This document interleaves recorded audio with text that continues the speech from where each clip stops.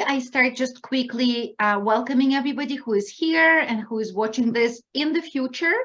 My name is Lana Skylar Nunide, and I'm just really delighted that we're able to finally bring early childhood mental health endorsement to the state of Wisconsin, so that professionals who work with preschool-age children and families can also verify and be acknowledged for their skills and competencies and attitudes and professionalism. So that feels excited, and that feels like a step in the right direction. So I'm glad that we're gathering those of you who are available live for this meeting, and those who will be watching it down the road. Just a quick welcome from the Wisconsin Alliance for Infant Mental Health. And I will pass it to Carrie. All right. Hi, everyone. My name's Carrie Finkbeiner. I'm the Quality Improvement and Professional Development Director at Wisconsin Alliance for Infant Mental Health. And I'm just so excited to be here with all of you and our partners from the Alliance for the Advancement for Infant Mental Health. And so I'm going to just pick somebody here on the screen. I'm going to pass it to Jenny Durand to introduce herself.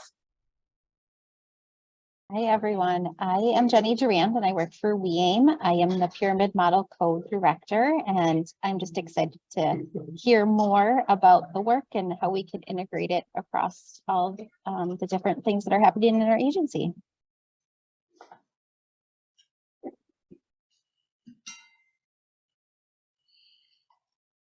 Jenny, will you pass it on to somebody, please? And maybe we could just do it this way, so we don't have to facilitate the passing of the baton. Yes, sorry. Tina Ruckdash, would you kindly introduce yourself? Sure. So I also work for the Wisconsin Alliance for Mental Health, and I am the Pyramid Model Regional Lead.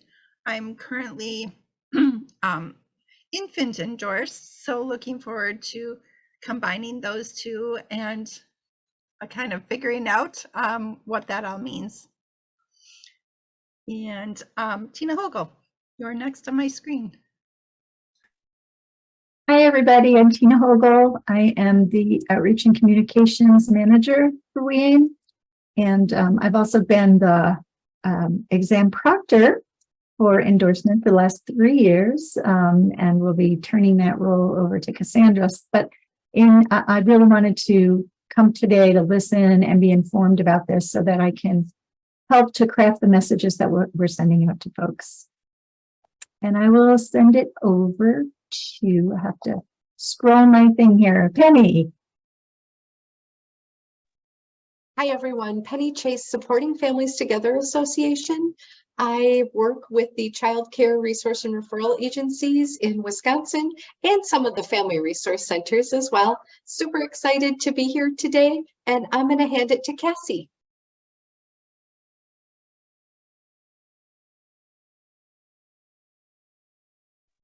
Did you mean me, Penny? I'm gonna say yes. Okay. Hi, everyone. I'm Cassandra Griffin. I do go by Cassie occasionally as well. I am the endorsement coordinator with WI-AIMH. I'm here to learn a little bit more and super excited to help support this new endorsement as it launches, and super excited to get to know all of you a little bit better as well. I will pass it on to Christina. Hi, everybody. My name is Christina Davis. I work for the Wisconsin Alliance for Infant Mental Health. I am the Professional Development Coordinator. And as like everyone said, I'm just super excited to be on here so I can figure out how I can best support the process and take endorsement to supporting early childhood. Very excited. I will go ahead and pass it to Corey.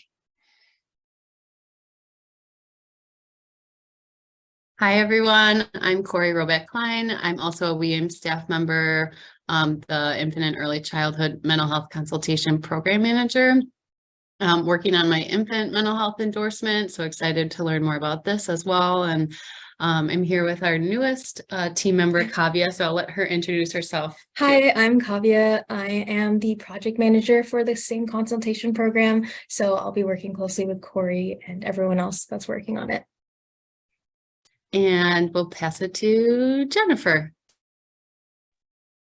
Hi, everyone. I'm Jennifer Cole from Waukesha County Technical College. I'm an early childhood instructor, and I am endorsed in the infant mental health, and I'm super pumped to learn more about early childhood mental health. It's something that's I have a strong passion for, so I'm very glad to be here today. I am trying to keep track of who went on my notepad here. Is there a Kelly that didn't go yet? Am I the only Kelly? Because I was gonna say, Hannah and I were gonna introduce ourselves kind of in the context of what the alliance is, but Jennifer, I can help you out. And it looks like, Shauna, you didn't get the chance to go yet. Do you want to go real quick? Yes. Hi, everyone. Good afternoon. My name is Shauna Sullivan. I am coming to you from Children's Wisconsin, where I work in our school-based programming with some early childhood programs. And I'm just very curious today and excited for a new adventure, as always. So good to see everyone. I see some familiar faces. I don't know if we've heard from Annie yet. Hi, Annie. Hello, it's nice to see you, Shauna. Yeah, good to see you. Hi, I'm Annie Heisaw. I am working for the Wisconsin Alliance for Infant Mental Health. I am our infant and early childhood mental health consultation mentor. And I'm here today because I'm also working on my ECMH credential, and I'm interested in the early childhood one as well, and to be supportive of our endorsement team. And I will hand it off to, I just changed my view, Ashley. Hello, everyone. I'm Ashley Bowers. I am now our infant and early childhood mental health director, but I was previously serving in a conjoint role, which included endorsement coordination. So lots of history and connection, and so excited that we're finally bringing early childhood to Wisconsin. And I'm super excited because I was also very recently, I've been endorsed as an infant family specialist, but I was very recently endorsed as the infant mental health clinical mentor. So that is just a huge, exciting thing to share. And so I'm excited as well, because I also have early childhood experience. So excited that we're able to bring on the early childhood and look forward to the ways that we can continue to support endorsement within my new role, more primarily focused on our consultation program. But of course, we want our consultants endorsed, and in this broader way, as we look at integration across all of our WI-AIMH programs, so many wonderful opportunities, and excited to have a dedicated professional development team too, and just really exciting things for Wisconsin and what we can do to really take endorsement to the next level. So happy to be here with you all. And because I also apologize, I'm in back-to-back meetings today, so I was a couple minutes late. Marlo, did you already introduce yourself? Okay. Hi, everybody. I'm coming off of meetings too from the training we just got off of. So hello, my name is Marlo Folksware. I am also one of the mentors for the infants and early childhood mental health consultation group. I'm here just to learn more and to support our endorsement group team. So here I am. And I apologize. I don't know who I'm passing off to as well. Anybody? Wave your hand if you haven't spoken. I'll pass you. Oh, okay. Julie. Thank you. I'm Julie Betchkel. I work for the Wisconsin Alliance for Infant Mental Health. I'm the other half of the Wisconsin Pyramid Model co-director team with Jenny. I'm very excited for early childhood mental health endorsement. This is something that the Pyramid Model has been thinking about for a long time. I bring 20 years of early childhood special ed experience, so this feels important to me to make that connection. I will pass it off to Lana. Have you introduced yourself? I joined late. I did, but Karen Katz is here from the Office of Children's Mental Health, so I think it's Karen's role right now to introduce yourself. Hi, everybody. It's Karen Katz, and I am from the Office of Children's Mental Health, and I just want to learn about this. So I'm going to kind of eavesdrop in the background. All right, Kelly and Hannah, I think this is your cue. I think we have the group. I believe everybody had a chance to speak.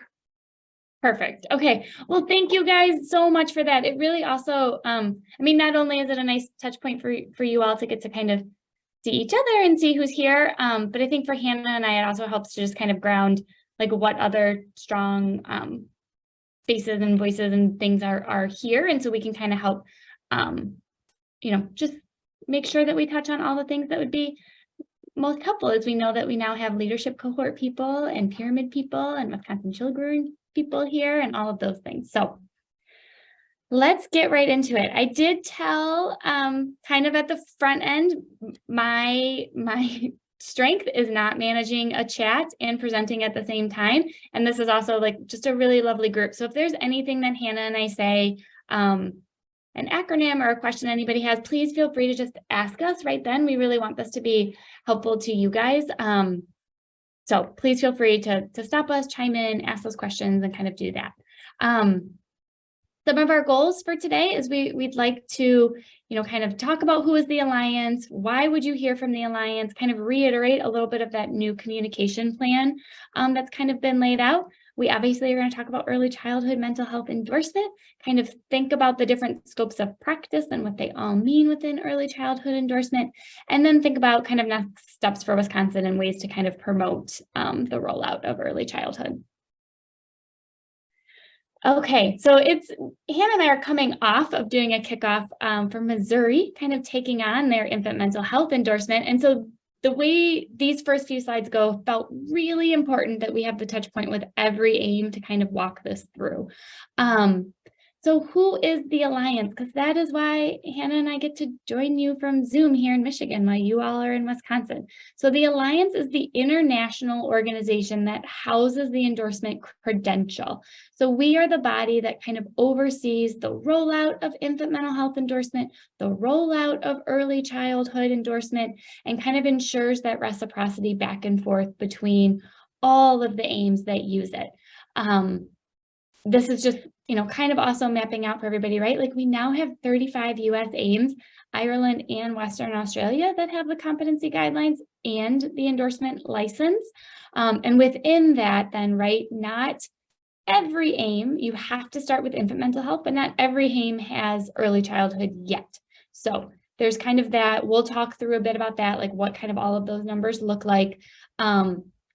But again, just that idea that the Alliance is the larger kind of national body, like the same way you would hear from your national social work license or your national nursing license, the Alliance is the larger body that houses all those rules, regulations, requirements.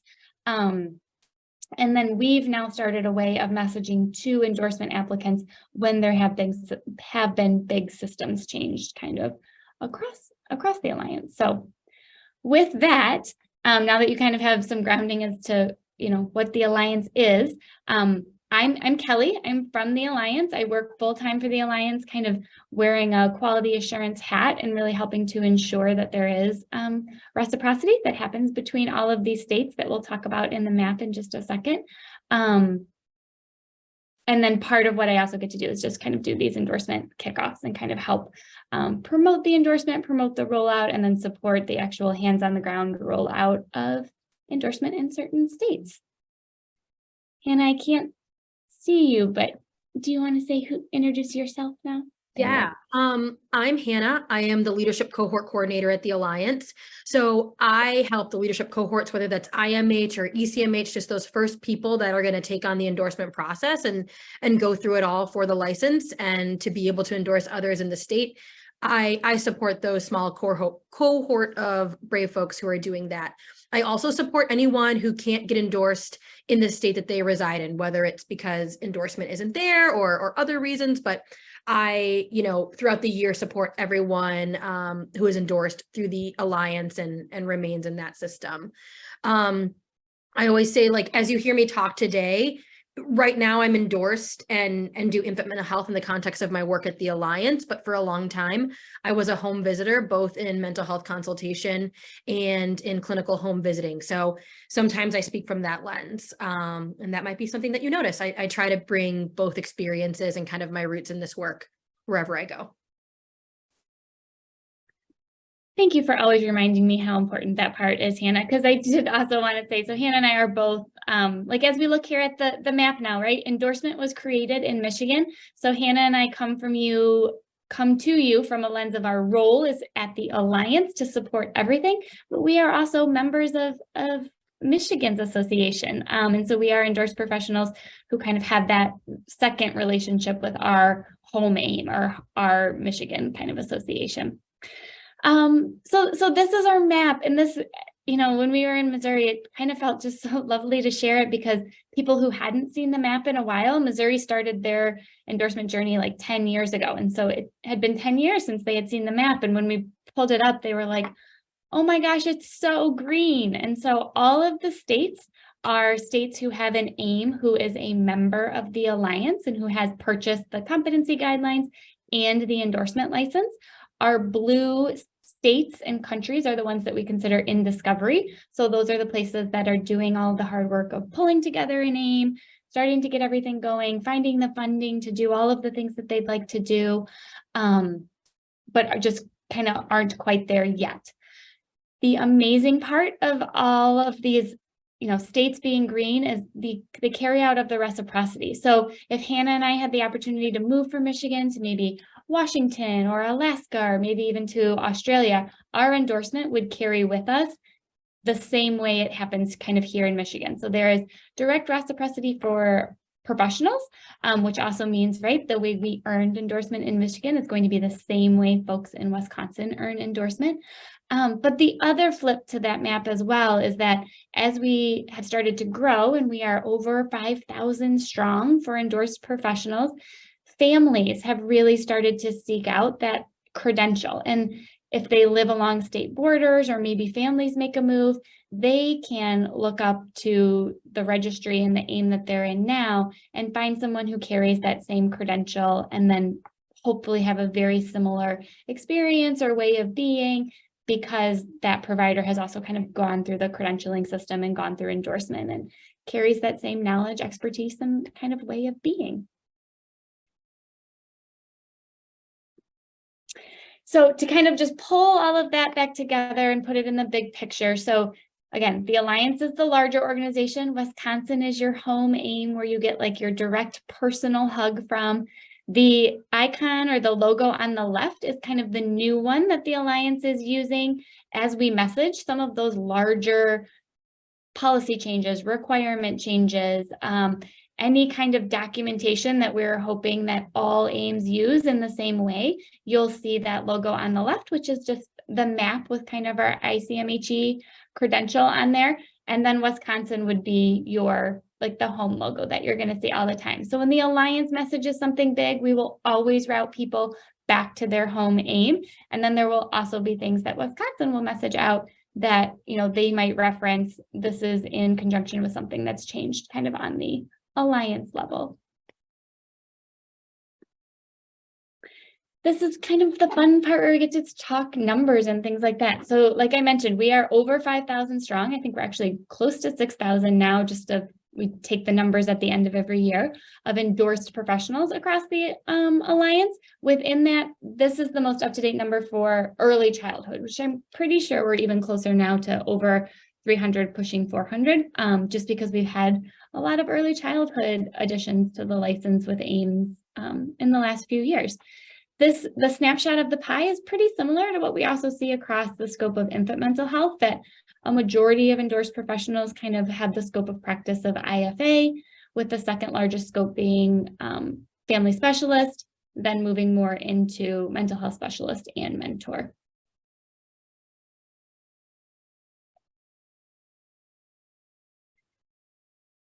We talk a lot about, babies and history and kind of just having a scope of that. And it feels important that everybody also know, so infant mental health was the first endorsement that was created. And then it came out of the rollout of infant mental health endorsement, which happened between that like 2002, 2015 range, where it was noticed that there were so many professionals that were working with that 4 to 6 population, but they didn't have a pathway for endorsement because they couldn't say that they fit that infant mental health scope of practice. So it was from those member AIMHs, it was from those original League of States that then grew into the Alliance, and AIMHs saying, you know, we need more. We need a scope of practice for the 3 to 6 year olds. That early childhood endorsement was created. So it was created to fill a gap. I know I heard a lot of people kind of mention at their check-in that, you know, thinking about, I already had infant mental health endorsement and how does early childhood fit in and things like that. And we'll flesh that out even more. But if everyone really understands that early childhood was created to fill that gap for 3 to 6, it was never really intended with the purpose to be that infant mental health people would also need to earn another one. It was created so that folks that couldn't earn infant mental health, who had lots of knowledge about pregnancy, early development, and also worked with preschoolers, had a route to get that endorsement and have a credential that kind of spoke to the fact that they specialized in this area of expertise. The how it was created, because we, you know, believe in trying to get all the voices and all the spaces. There was a work group that was created that brought together many of the participants that I talked about. You know, Alaska, Michigan, Jersey, New Mexico, Washington. They all kind of came together to identify, you know, what did we need? What was that gap? How do we fill it? What's important that we try to understand? What lessons have we learned? Things like that. And then they created, so the way that we talk about the competency guidelines, they kind of created what would be the competency guidelines or the markers or the map for that 3 to 6 population, and kind of came to agreement on that new criteria, that new space. It does also feel just kind of important to acknowledge, and I can flip forward because we can talk about it too. There are things that early childhood endorsement is, and there are things that it isn't. And so a lot of times, early childhood mental health endorsement can get lumped really quickly to early childhood consultation and kind of get lumped together. They're not lumped. They're not the same thing. A lot of times they can go hand in hand, but they are not exactly synonymous with one another. Early childhood is a separate credential from infant mental health endorsement. So that's always really important for people to understand as well. You can't, just because you have one doesn't mean you already get the other, and vice versa, even in order. Many of the competencies though do remain the same. So if you've gone through infant mental health endorsement already, or if you're already really familiar with the competency guidelines, many of those do build on to early childhood, because, right, we all kind of believe and have that foundational understanding that in order to understand preschoolers and that age range, you need to know something about pregnancy and in utero development and, you know, infancy and things like that. So they build upon each other. All of the important infant mental health values, principles, practices, ethics are also included in early childhood. The early childhood piece really is about having that specific 3 to 6 work experience. Messaging about early childhood and just making sure that, you know, everybody's on the same page with a lot of these things. There is no grandfathering into early childhood. If you had already earned infant mental health endorsement, you don't have to earn infant mental health endorsement in order to earn early childhood. Again, really holding on to that early childhood was created to fill a gap so that folks that worked with 3 to 6 had a way to get endorsed. And as you think about this, and again, at the end, we'll talk a little bit more about it too, how you message early childhood endorsement is also really important, as far as, you know, messaging it to membership, trying to hit those sectors of the workforce that, you know, couldn't do infant mental health endorsement, and now, you know, being able to acknowledge for them that there is a path to endorsement for them, for folks that have that primary kind of 3 to 6 work experience. This is just a quick slide. I mean, I know we've got a pretty good mix of, you know, Wisconsin staff that are going to kind of take this forward, and also partners and things like that kind of across the organization. So these are some things to think about over these next few months as you're rolling it out in Wisconsin. It's just thinking about priority in your state, in your region, access to it, thinking about how Wisconsin, you guys are pretty robust when it comes to endorsement. You guys stay pretty busy. So just thinking about how adding another credential and another whole sector of the workforce might influence staff time and resources. We'll talk a little bit about what it means to be a provider of reflective supervision, but kind of thinking about how that capacity affects you all. Trainings, right? How, if we offer trainings that are about pregnancy, but we open up early childhood endorsement, we want to make sure we've got some preschool and early childhood trainings that we offer as well. Partnerships, I feel like just by seeing all the people that you guys joined for this Zoom, you've got a lot of really strong kind of partnerships already across the state. Thinking about committees, different committees that Wisconsin might have and what tasks and roles they might have and kind of rolling this out. And then thinking about applicants, how numbers, how you want to roll it out, volunteer time, and then messaging and outreach. All right, I told you we built in some slides to make sure that we had times to kind of stop and have thoughts, questions, reflections. I gave a lot kind of right there. Any questions about all that? Kelly, this is Lana. I was hoping you could go back to just the previous slide and just walk us through a little bit more in terms of committees and volunteer time. If you could maybe walk us through again this interesting map. Thank you. Yeah, well, and at the end, Lana, too, like I do have some just to talk about, like, where does Wisconsin go from here? Like, what do you think about? Yeah. But for this is really a slide maybe that even the whole team can kind of sit and think about at some point too. The committees would be, and I know I kind of just learned this with Carrie, it doesn't seem like Wisconsin had ever had a need to have an endorsement committee before or anything like that. But there could be, as you start to think about these next few months, maybe some committee work just as far as how is adding early childhood going to affect the conference, right? You guys have a big, robust conference that you have every year. Making sure that not only do you have spaces for like infant mental health competency areas, but making sure you have trainings for pregnancy folks. I know in Michigan, we try and in our conference, we'll have a couple different tracks. We'll have like an infant mental health endorsement track and an early childhood endorsement track and kind of map that out. And that's work that's done by a committee. There's also been another committee just for outreach and messaging. So thinking about ambassadors for each sector of the workforce. It sounds like you already have some pretty strong pyramid spokespeople here, but thinking about, are there any other sectors of the workforce that you really want to target right away with messaging and outreach? Maybe be the first ones to invite to early childhood. And then it's just being thoughtful and mindful too with like the volunteer time, kind of holding that piece and thinking about what it means to the max number of applicants that you might be able to accept.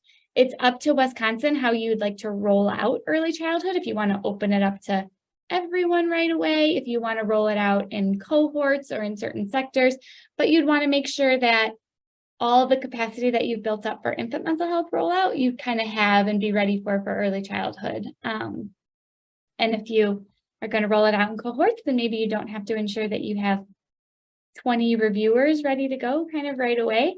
But you can kind of pace the growth of applicants based on kind of the volunteer and staff time that you guys have to support that rollout. Does that help a little bit?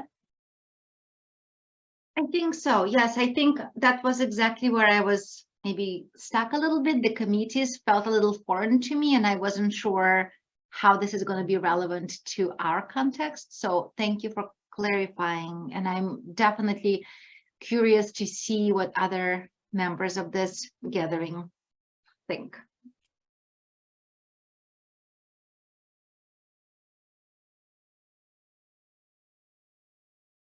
I guess I can also say just with that too, Lana, and if anyone else has more thoughts, chime in. But because I do know Wisconsin has, you guys have a really wonderful, solid staff. I think some of the other things that AIMHs have had to do, just as far as like thinking about a new certificate, thinking about endorsement fees, thinking about renewal fees, thinking about adding the early childhood registry.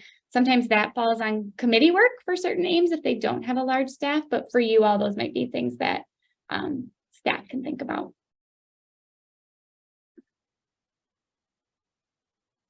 Anybody else just have any other questions about just like the overview of early childhood or the messaging across the Alliance to AIMS or people?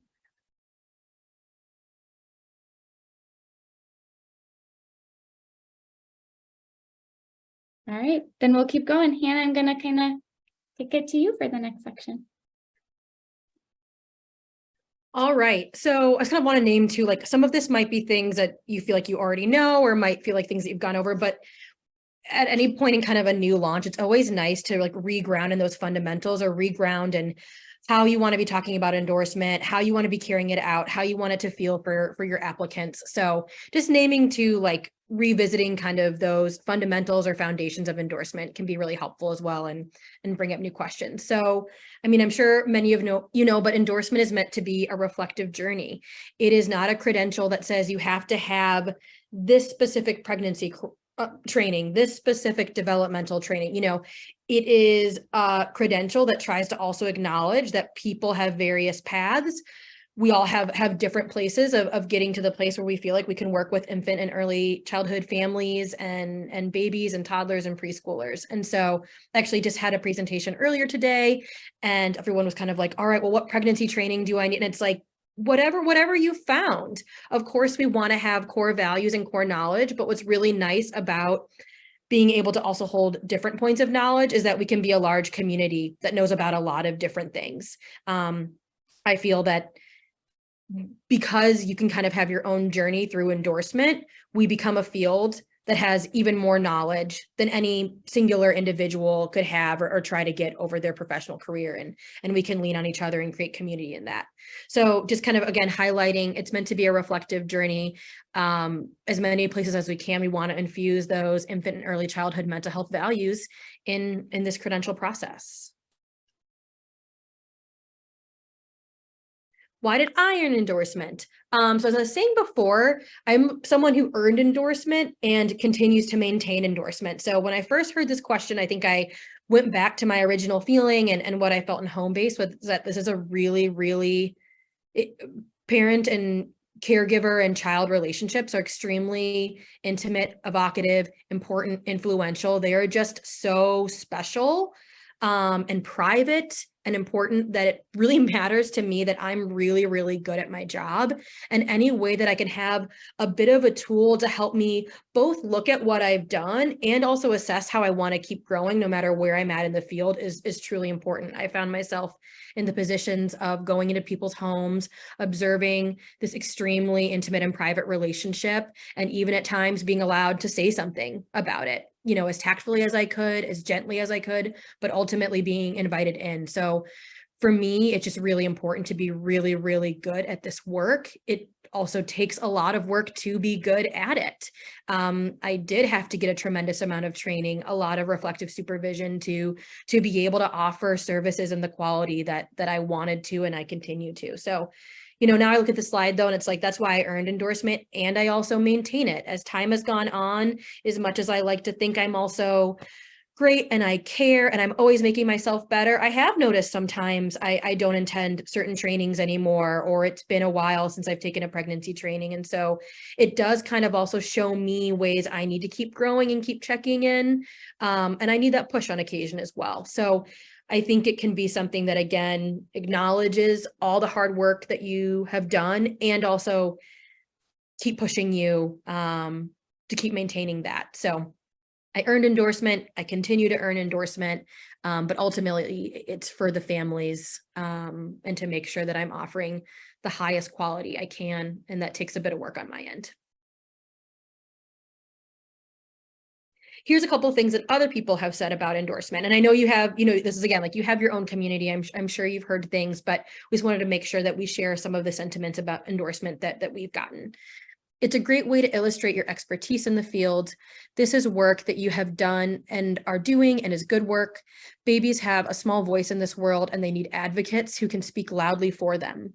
Being endorsed allows for you to address the day-to-day stressors for infants, young children, and families on behalf of the families and be able to speak for changes. Someone else shared that it felt career changing. Endorsement offered me a sense of community with other like-minded professionals. I feel confident that other professionals who are endorsed share in my understanding of ECMH because they also demonstrated a specific degree of knowledge and skills through their experiences. Endorsement equates the credibility to me. And I just kind of want to highlight in this that ideally, an endorsement can also enhance trust in the fields. So if a family is moving and leaves me, I know that I had a lot of strong feelings of who are they going to find next? How are they going to be? And of course, just because they have endorsement, I can't ensure how things are going to go. But it can definitely feel nice that someone I know is in the same commitment and getting the support services that they need to do the work well. And, you know, we share values. So I think in a lot of ways, ideally, it's going to also create trust amongst our community. If your career involves working with children and their families, it is important that you prioritize seeking the competencies to meet endorsement as understanding social emotional development and using a relationship-based model to approach the needs and challenges with this population is essential. Ultimately, endorsement is reflective of our values, reflective of what we know we need to be doing, the competencies, name relationship-based practice, and everything else that's really important. So it's also very much a standard.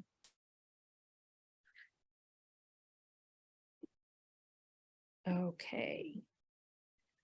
So one thing that we always also want to reflect is the reciprocity between different areas and the competency guidelines that are present in every state that uses endorsement. So it's providing a foundation for knowledge and skills and best practices. It's, again, a shared standard across disciplines. So if someone moves to a different state, if families move, if I move, both that knowledge I have is already known and reflected, and also families can know that I have that. They maybe had an infant mental health person before. They're going to have an infant mental health person in the future, you know, so the reciprocity and the shared guidelines and competencies help workers and the families, again, with that common language. Kelly, do you want to add anything else to this slide? No, again, it's just reinforcing, because I don't know how many people, you know, would have heard this on like an infant mental health space, but just, you know, that idea that, you know, endorsement isn't a set number of trainings or a set path you have to take. But if, you know, we use it as the metaphor of a map of Dublin, right? Like the competency guidelines will highlight the spots that we want you to be able to say that you've done. So the pregnancy, the developmental trainings, things like that. But there isn't a thing that says you have to go to spot 1, then spot 4, then spot 5. You take a look at all of the things that you've done to fully flush out your map and kind of what makes the most sense for you. All right, so I'm sure a lot of you know that there are currently 5 endorsement categories, kind of scopes of practice. So we have mental health specialist, mental health mentor, family associate, family specialist, family reflective supervisor. Sometimes when it comes to rollout and launching, these can make sense. Sometimes they can't. And so on the next slide is kind of, we have another way and where to start, and that's with the scopes of practice. But these are kind of like the general paths that people are their experiences are going to plug in with, or some of you might be helping people plug into these different areas. So another look at where to start is thinking about it as scopes of practice, which we have a little more broken down on the next slide. So when we think about promotion, we're kind of aligning those skills, those values, that type of work, how promotion folks tend to intersect with families and babies as the early child family associate. Prevention scope and early intervention tend to align with early childhood family specialists, early childhood family reflective supervisor.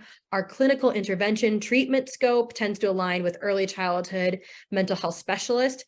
And then we have kind of like the macro, or your main role is often like a leadership role. And that would be for the early childhood mental health mentor and also infant family reflective supervisor. So you can see, or early childhood family reflective supervisor, you can see that kind of jumps in multiple points. And within the field, of course, like lots of us do different work in different places. I think sometimes I notice it can be really hard for folks to choose one, or they don't want to diminish work they do in another place. These are kind of like general guidelines, general work. We, of course, I do leadership work, even though I'm not in a leadership scope of practice, you know, we can also have skills that are in other areas. just briefly want to pause. Is this feeling familiar? This is also a place to highlight a lot of parallel, like a way in which early childhood is not different. It's different in terms of the age range of work experience, but the same scopes of practice, the same categories, those sorts of things are going to be running through. And you guys already hold that knowledge. You've already been practicing that. You already have a bit of understanding. So that's one area in which it's parallel and really similar, which can be nice. Yes. Hey, Hannah, can I ask a quick question? I'm just curious if it's a typo that it says infant family reflective supervisor. Okay, so it's consistent with early childhood reflective supervisor. Absolutely, absolutely. Okay, Yeah. just making sure that I'm understanding. Totally. No matter how many times we proofread these presentations, there's always a missing infant somewhere in there. We're all humans. Yes, yeah. But yes, no, these are all supposed to be early childhood. So this is the same kind of graphic, the same way of understanding the infant one. So it's like that knowledge that you all already have is going to carry forward. A lot of the knowledge that you all already have about the system is going to carry forward. Yeah, I was just wishing there was a way. I caught it right as we flipped, and I was like, "Oh, I'm in presenter view. I can't flip that." So sorry, guys. I highlighted it on my thing, and I will get that flipped. The next little part I just kind of want to kick off for Hannah is that there used to be some slides in the early childhood kickoff that then talked about the scopes of practice and like named some of the competency domains or the specific areas. What we've been playing with a little bit, and we're going to put 2 of them up for you guys, is just we've started to take a case study of a little one who was involved within an infant mental health program and just kind of naming the different professionals that have come into this little one's world, and then to kind of highlight how it's the scope of practice that dictated this person being able to get endorsed, and then what competency areas that professional had, which benefited the family. So there's a full case study presentation that we've been doing at kind of the infant mental health kickoffs to kind of highlight that for people. And we thought we'd just pull a few of those slides over here and do like 2 of those professionals as a way to kind of get everybody's brains kind of thinking about that instead of just like doing the rote like reading of the competencies. So there's the little kickoff of where this little highlight's coming from.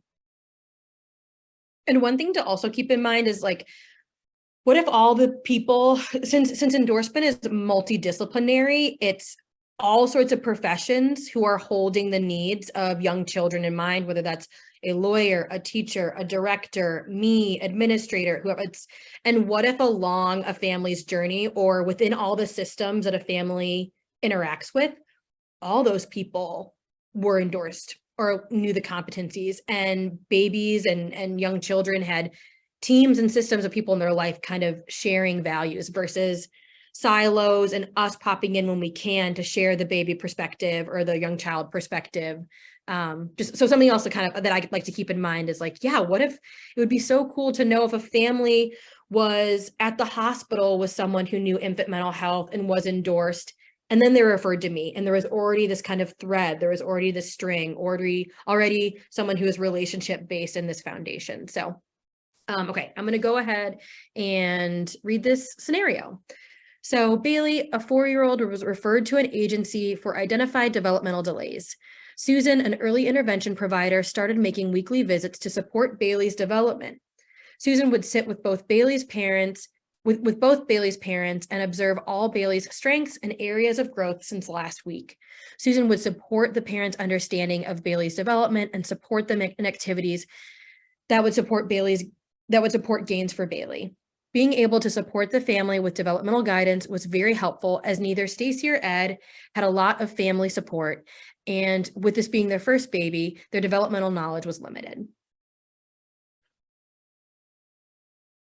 So just kind of like some of the competencies, some of the direct service skills that we can observe even in this little snippet, like observation and listening, some screening and assessment, responding with empathy or knowing this is their first child, this might be difficult, they might not feel like they know what's going on, advocacy, life skills, safety, intervention and treatment planning, what are next steps, how do I support like this family? There's so much in even that little snippet that is given. And I think what's really important in that little paragraph is this practitioner, this worker was able to both hold in mind kind of concrete developmental knowledge and the relationship-based skills to communicate that, the relationship-based skills to offer it, because you can't always, you know, just go in with a family or someone who needs support and just say what's going on and leave it at that. There has to be holding as well, or at least that's what we strive for amongst this workforce.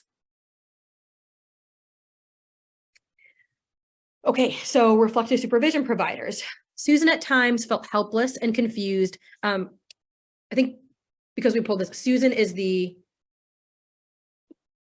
yes, sorry, I got confused. Like Kelly said, there's sometimes more slides with this, so I think the story is feeling a little disjointed for me, but we already introduced Susan. Okay.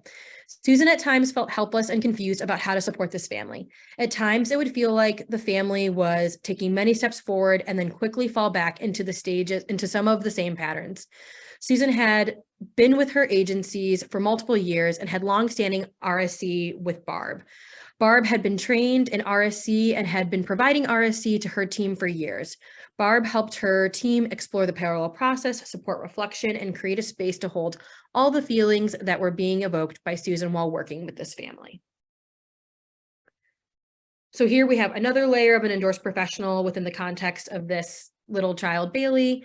In this snippet, we're really highlighting the competency domain of reflection and leading people. The knowledge and skill areas related are contemplation, self-awareness, curiosity, of course, that in the person providing services and in the person providing them reflective supervision, professional and personal development, emotional response. There's lots of knowledge and skill areas that are going on. And again, a snippet that's a couple of sentences. Okay, I see in the chat, yay, I'm glad the scenarios are helpful. And I think also with endorsement, it's just like, we want to try to contextualize it in as many ways possible. Like, of course, we need to know the requirements. We need to know what those look like, what those are concretely, but also how can we make it come alive with the scopes of practice? And even further, how can we make it come alive with narratives? Yeah, so I mean, we just thought, you know, we'd pause here and you know, you guys all might have guesses as to like what scope of practice all those professionals, you know, got endorsed at. And some of the larger one, you know, we talk about that at the hospital, this little one came in contact with like a person who was providing support groups from a research perspective. So that person kind of brought in that macro research faculty lens. And then we even talked about like at the agency that Susan worked at, what if that executive director was endorsed and was able to kind of help have that same shared language and those competency domains that kind of brought, you know, everybody together.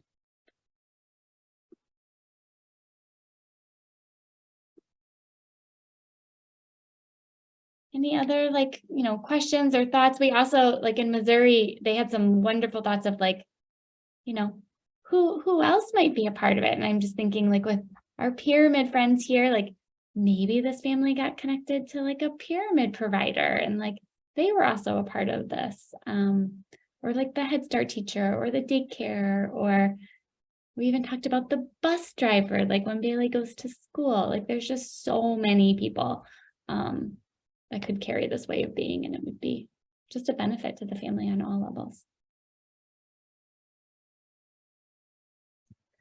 I like thinking about the team or the community surrounding a family who all shares this framework. And it makes me think about some strategies as we move forward with introducing the early childhood endorsement. And I feel like Wisconsin has done a really nice job of connecting with individual applicants.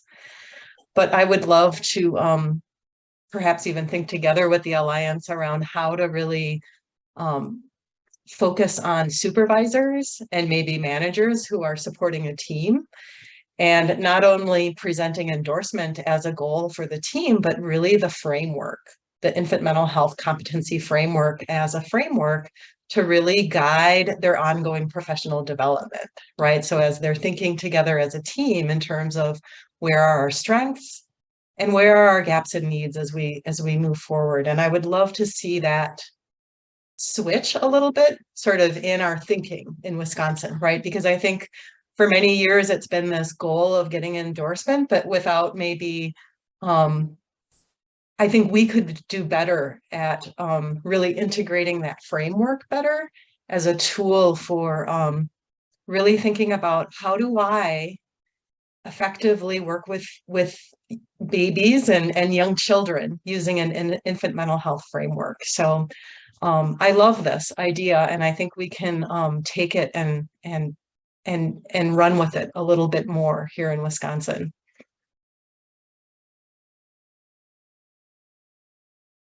I don't want to speak for you, Hannah, but I feel like hearing that like warms my heart. I love that like the case studies are helping to, do some of this for folks. Okay, well, we're gonna like kind of after getting to be a little bit more abstract and like case study think, we are gonna pivot a little bit and just kind of go into some of those requirements.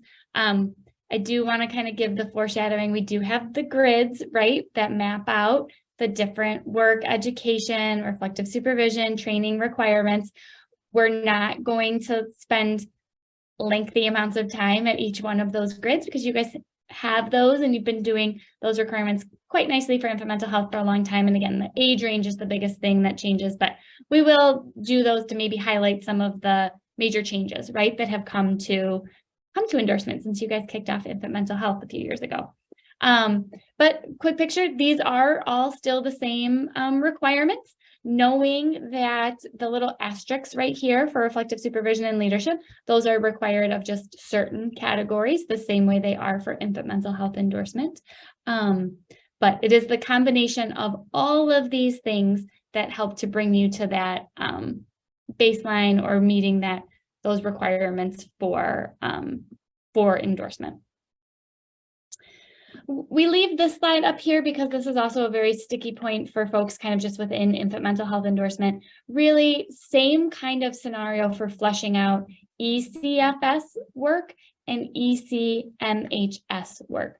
So being able to kind of think deeply and ask that question about, if you are, let's say we're all in a home visit, and things start to be identified where there are mental health concerns going on between the dyad, and if that professional refers out to get those mental health issues addressed, then that provider is probably ECFS scope of practice and kind of working a lot on the prevention.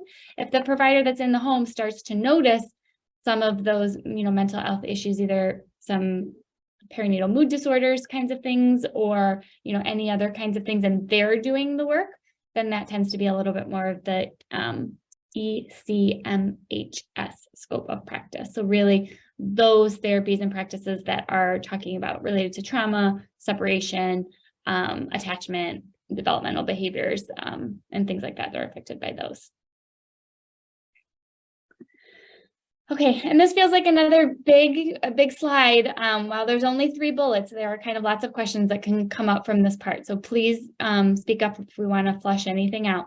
As you think about reflective supervision providers, part of the reason that every AIM is you must buy the infant mental health license first is because that holds, all of that initial pregnancy, knowledge, development, all of those kinds of things. As the current policies stand, infant mental health endorsed providers can provide to early childhood endorsed applicants. So it's also really nice, right? When you guys rolled out infant mental health, you were like, hey, we don't have anybody. Now you have your whole infant mental health endorsed fleet of professionals who can provide reflective supervision, who can provide to early childhood. Early childhood can also, once they get endorsed, they can provide to early childhood applicants. As it stands today, I don't know what the date is, May 2nd at this time, early childhood cannot provide to infant mental health applicants. That is something that is being looked at. And there was a year of data collection for those AIMs that rolled out early childhood ahead of you to kind of start to think and gain and know more about the why that was ever put in place, to see if that can be, if that needs to be changed, how that would change and what that would look like.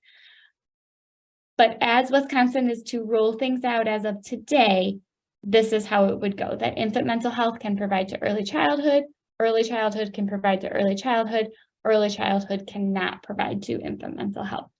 But I will say, more to come with that for sure. And that would definitely be one of those things that you would hear on the national level from us, because that's a policy change. So that would come through the Alliance and through the EQA work group.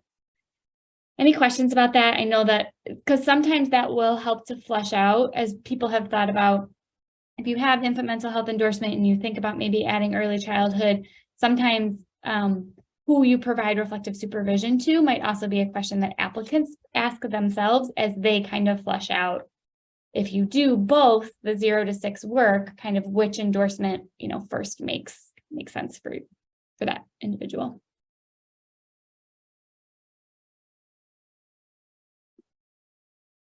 I was just scanning faces real quick. Okay. The other part I want to name here because it just popped into my head, but there used to be the wait periods for people. Like, you couldn't earn infant mental health and early childhood at the same time. There were wait periods between scopes of practice, and there were also wait periods between the 2 age ranges. When that got removed, it's wonderful, right? Because that does allow applicants who really want to do both, you could do both. And it does happen, right? Sometimes that people in the different age ranges have different scopes of practice. You might do research faculty for one age range, and you might do direct service for another age range. So the question of reflective supervision, either who you receive it from or who you provide it to, might be a question now that applicants have the ability to potentially do both if Wisconsin has capacity. The message from the Alliance has always been AIMHs need to set what their capacity looks like as far as deadlines for submission and things like that. But that might be a question that you want to ask applicants right away if they're trying to decipher which one would I do first. It kind of like your end, as it stands right now, if you wanted to provide reflective supervision, or if you needed hours to count for reflective supervision, thinking back through what that means to the individual applicant as the rule stands right now.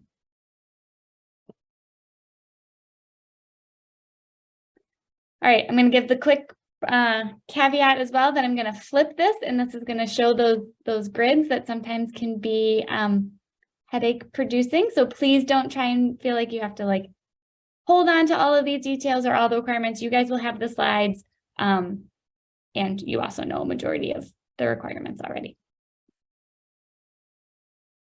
Yep. So I'm not going to necessarily go through everything on every one of these slides, and it's really comparable. This is already a place where a lot of you hold knowledge in. The main change is going to be that work requirement and changing the age range from 0 to 3 to 3 to 6.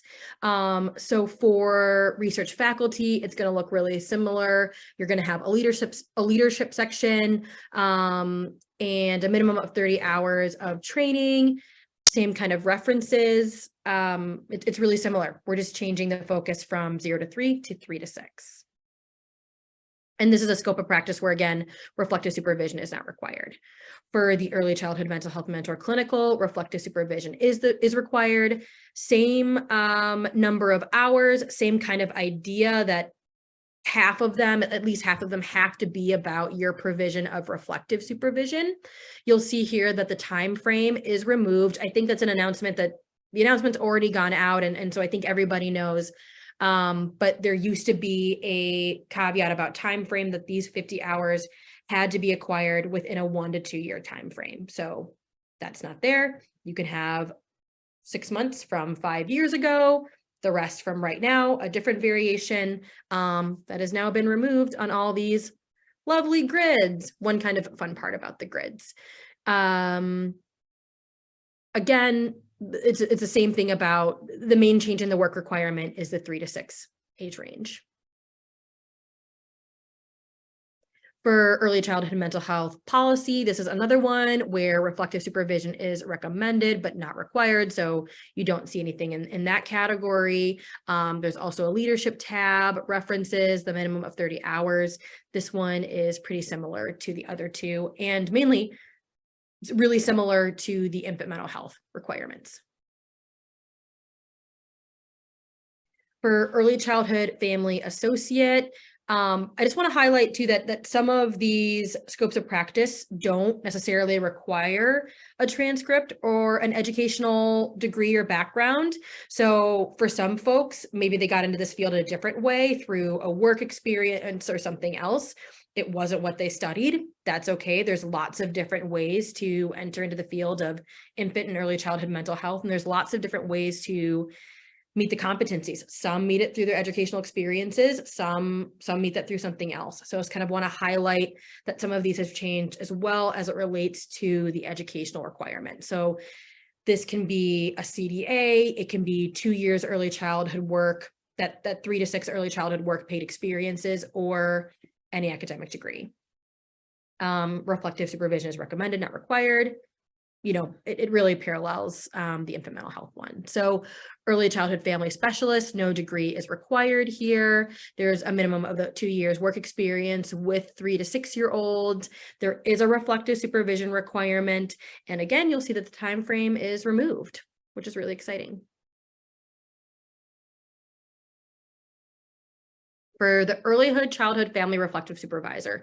And this is one of the newer ones. So I'm just going to go over it a little bit more because I feel like we're all still learning it. We're all still taking it in.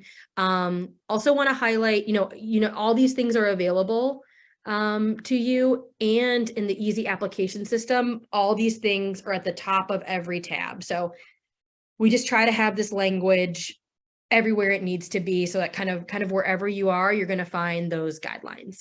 So there's no degree requirement. It's a minimum of 2 years providing early intervention prevention services to promote infant and early childhood mental health. A minimum of 10 families meeting the social emotional needs. It's supposed to be 3 to 6, and promoting relationships. So there also needs to be a minimum of 1 year providing RSC to professionals doing the prevention, early intervention, early childhood family specialist work. I don't think we have we don't have emerging in our grids today, do we, Kelly? So I just want to highlight too that like one of the newer things related to early childhood family reflective supervisor is the emerging kind of scope of practice. Are people familiar with that? Does that seem new? It's also only going on in terms of family reflective supervisor. Personally, it's something I would love to see explored in other areas, but right now it only exists for family reflective supervisor. And that is for folks who like have the work requirement, are doing the work, have the training, all of that, are receiving the reflective supervision, and are just starting their journey of providing it. So it provides a time frame that they can get those hours of providing it for others, that they can meet that minimum of 1 year, or maybe they've been doing it for 6 months, not quite a year. There's a couple different situations, but emerging is another really exciting kind of development that I think we're going to keep exploring as it relates to this scope of practice. So same amount of training hours, a minimum of 30. I'm also going to highlight too what's coming is it's not in the timeline. I believe it's going to be for 2024 that folks will need who are providing reflective supervision.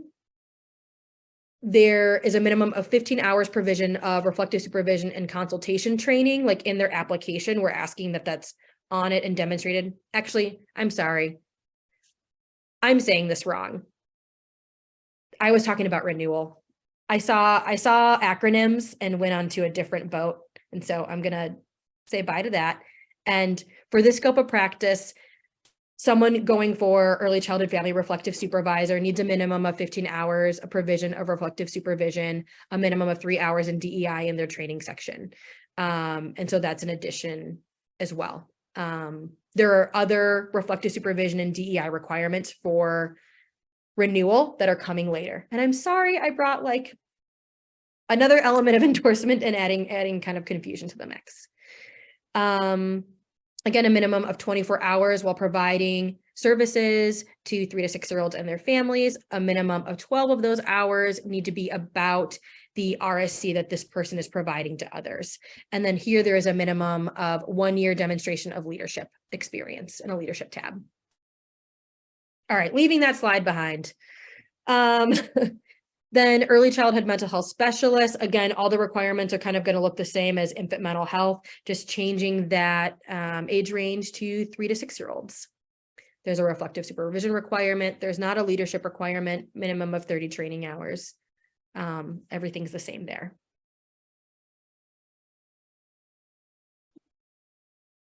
All right, coming back to me for exam stuff. I feel like this is always a big spot people have questions about. So for just in general, right? Not every scope of practice comes with an exam. As it stands right now, mental health specialists and mentors have an exam. The early childhood exam is a separate exam from infant mental health altogether. So if you were to have infant mental health endorsement and seek early childhood endorsement, you would take a new exam, a new part 1, a new part 2. If you have taken the infant mental health exam, you obviously would have experienced that exam, and it's a very similar process. They look very parallel to each other, but it is a separate exam, both part 1 and part 2. Part 1 is the multiple choice section, just like infant mental health. Approximately 40% of those multiple choice questions on the early childhood exam talk about items related to infants and toddlers. Again, just reinforcing that idea that the knowledge that we have to have, multiple choice really is about the knowledge. You need that foundational pregnancy, infancy, early childhood to kind of understand the preschool years. The part 2 of the exam is also parallel based on scope of practice. So like a mental health specialist, part 2 is going to have the direct service vignettes. A mentor clinical part 2 is going to have a reflective supervisory vignette with a direct service vignette. Policy part 2 is going to have a policy scenario, and then research faculty is going to have a research scenario or a faculty scenario. So very similar, but different exams, and you do have to take the opposite exam that you haven't taken. Any questions about that? I feel like, Tina, if I saw your face, you'd kind of be like, I'm holding on to parts of this, but now this is Cassandra's job to hold. Okay. Another slide just to kind of help reinforce as well, right? What does it mean to kind of have both, and at the same time, right, also highlighting what we hope everyone is doing is using the same credential. We don't talk about numbers, we don't talk about anything like that. So people would be adding an ECMH with the trademark logo, or if it was both, it would be the ECMH with the logo. And then these would just be also examples of how you could spell it out at the bottom. This one would be an example of somebody who carries the endorsement at both age ranges in the same scope of practice. And then Jenny Jones is somebody who carries early childhood family specialist as what she does with that population, and infant mental health specialist as what she does with that population.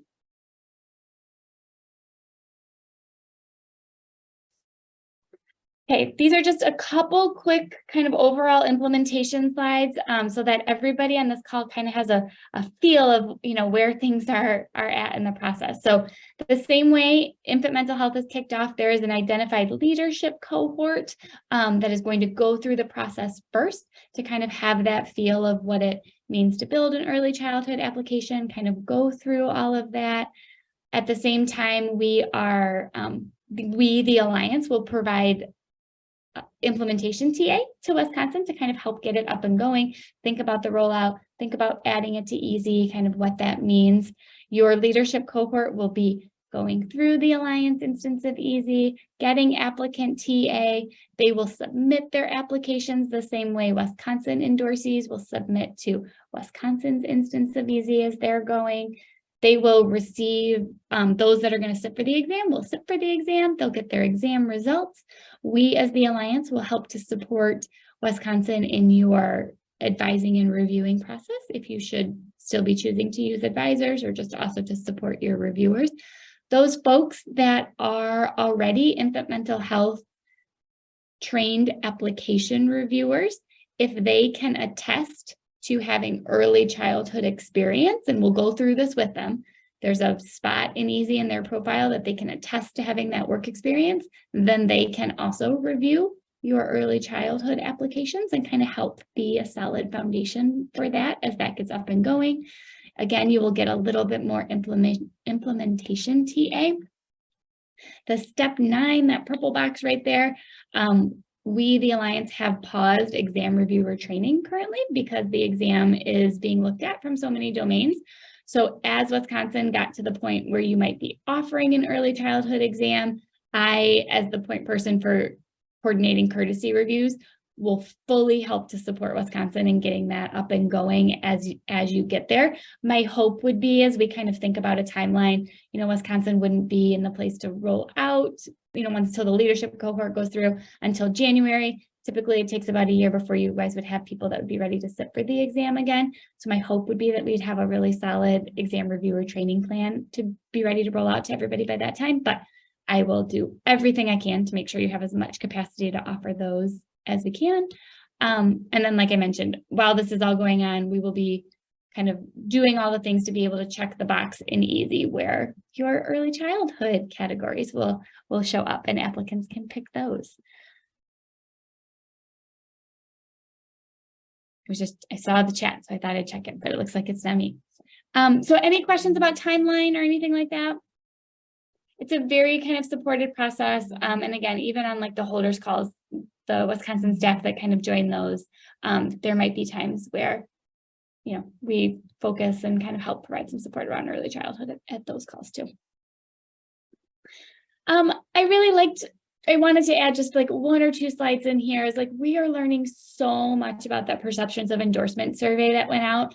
And so for you folks that are on the call that are, partners and, collaborators and things like that with Wisconsin, there was a really large survey that went out to, I would say, well, almost everybody, but we had close to 1,000 endorsed professionals over the world respond to this survey where we were looking at just gathering a lot more data about why do people get endorsed. We've kind of shot ourselves in the foot a little bit as far as not doing the data collection kind of right from the beginning so that we could answer all these questions to funders and partners about what endorsement does. But we're starting to do that now. And so as that data has come in and we've kind of been researching it and sifting through it, more and more will come out in kind of all the reports and on the holders calls. But these were just 3 graphs that really spoke to the fact of like endorsement impacted the professional's skill set in both observing and assessing, relating and engaging. The workforce really felt like endorsement impacted their knowledge about ECMH theories and practices, also developmental behaviors, disorders, and the workforce almost wholeheartedly believed that endorsement had a positive impact on their professional identity and then their desire to continue in the field. So if you guys needed, a few selling points to help take back to the places about why this is important, here's just a quick snapshot. These were other things that, I said at the beginning, Lana, like when you ask, these are things that everyone can start asking themselves as they think about rolling out early childhood. So if you are in a place where you're going to be supporting your workforce and kind of taking this on, you might think about what are ways that we can acknowledge those people that get endorsed. What are ways that we could maybe set aside staff time to give them some time to work on their applications or to get on those wonderful office hours that Cassandra offers? What are ways that we can start to ensure that applicants have access to reflective supervision? Are there ways that we can facilitate some groups or help find funding to help support the groups or funding to support the trainings? Making sure that we have robust trainings that now include preschool development or kind of things like that. And then, Wisconsin really thinking about what are ways that as you start to endorse early childhood folks, how do we, make that known? Do we do it in our membership newsletter? Do we have a Facebook page and we, shout out to everyone that's newly endorsed kind of there, but helping to make that widely known for people. And helping to make sure, remembering the crosswalk. Sometimes that can be a good space to help to think about ways, to partner. I feel bad, one of the logos that didn't get on here. Oh no, the top one is the pyramid crosswalk. So using the pyramid crosswalk to reach out to those first people that are going to be the early childhood endorsed group of folks. I can't, as someone who helped to work on some of the crosswalks, the hours that go into making the crosswalk and the final project are endless. So if there is a way that we can get the crosswalks into the hands of the professionals so that they see there are less steps that they have to do as far as to document what trainings they've been to, what competency areas they have already addressed. The crosswalks are a really lovely way to do that. And then within EASY, there are far less steps that they have to do. But I think sometimes we don't always get the crosswalks like into the right hands for them to be able to be useful or be beneficial to kind of the process and growing endorsement. And we did it almost exactly when I wanted to end for 10 more minutes. We wanted to make sure, right? So, I mean, this is your presentation, right? That you guys can use sections to continue to give it to Wisconsin. But for the most part, then we now will play the role of supporting, Carrie and Christina and Cassandra in the rollout, and Hannah will be supporting that leadership cohort so thoughtfully and so skillfully. But if there are other specific endorsement questions, to roll out or timelines or things like that, like we would kick that to Cassandra to help answer and kind of give for Wisconsin. But so we wanted to just make that connection and then have 10 minutes for bigger questions. What would you like us to go back to? What can we explain more of? Oh, and high five, Julie. You've already embedded all of that stuff. That's amazing. So any questions, things that you'd like us to go back to, explain more about?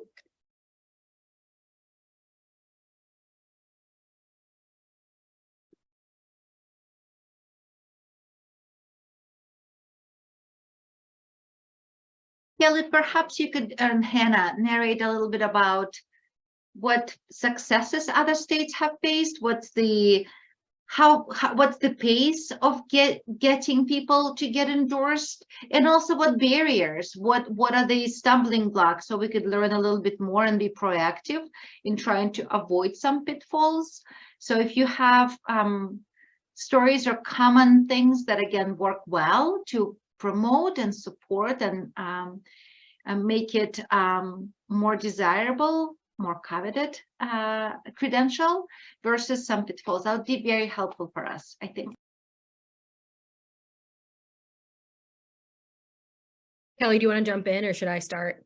I was gonna say, if you want to start and then I'll follow up. Like, I have kind of a couple thoughts on that. I mean, it's tough. Like there's so much that you'll learn along the way, right? And that you'll figure out. But I do think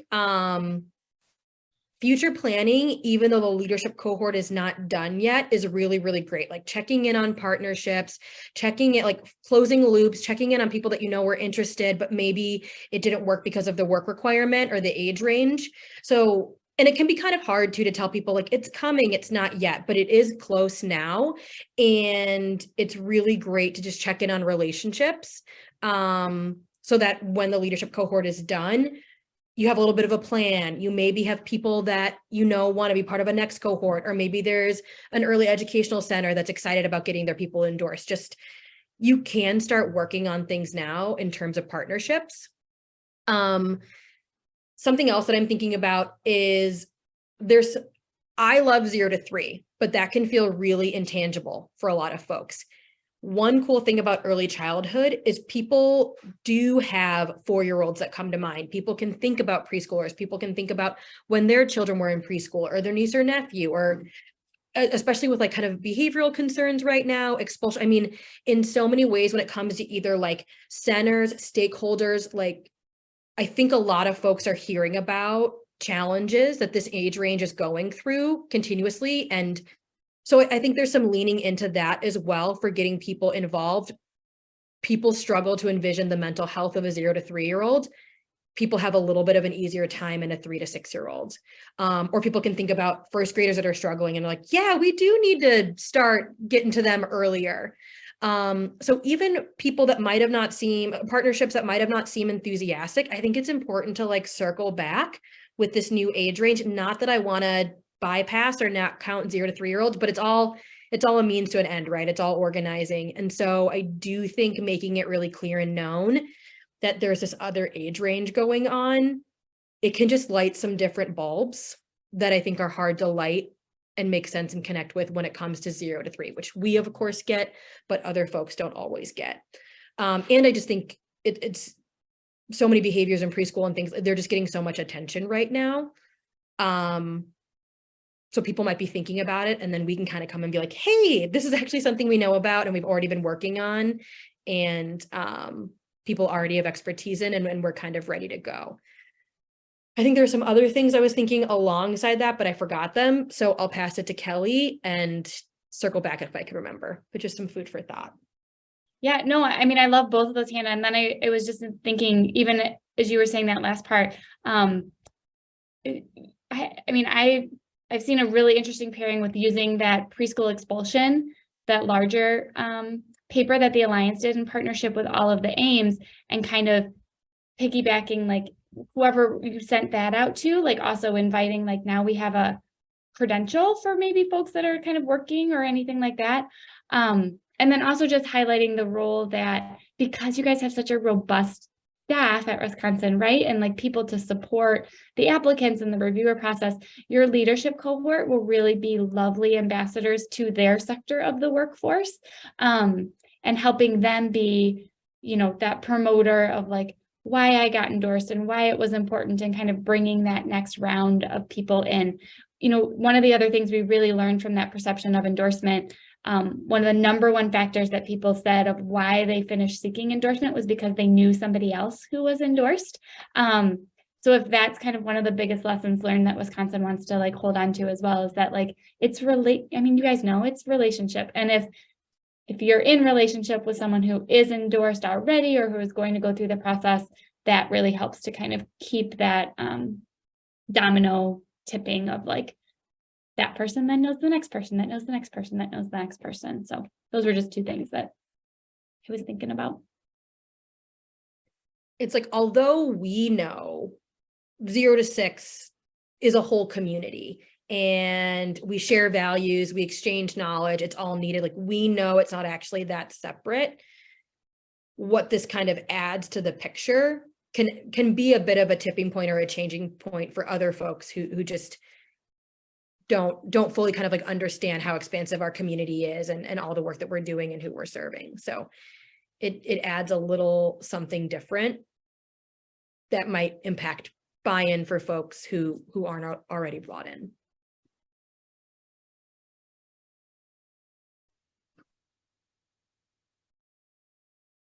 I saw lots of heads nodding, and if I could like see into your brains, I feel like I saw you being like, oh yeah, there's this one and this one, I could do that. Any other question we can answer? Or?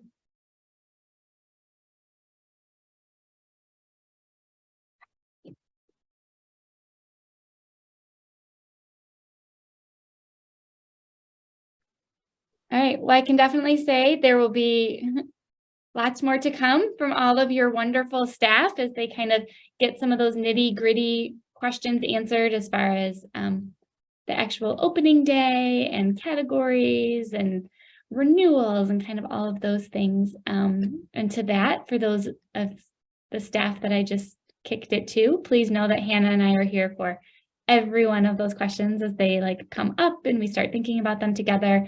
And like I said, we'll help to support like all the lessons learned and kind of help provide some of that guise of like, here's where other AIMHs are at and what they've done.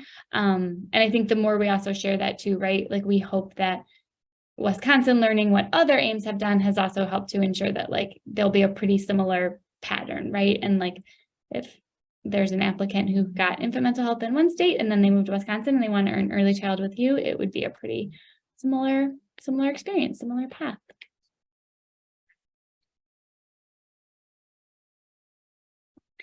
Well, thanks, guys. Thanks for letting us talk at you for an hour and a half. You know, we appreciate it. And like we're excited that, you know, Wisconsin is going to join, you know, this part of the family tree as well, and see how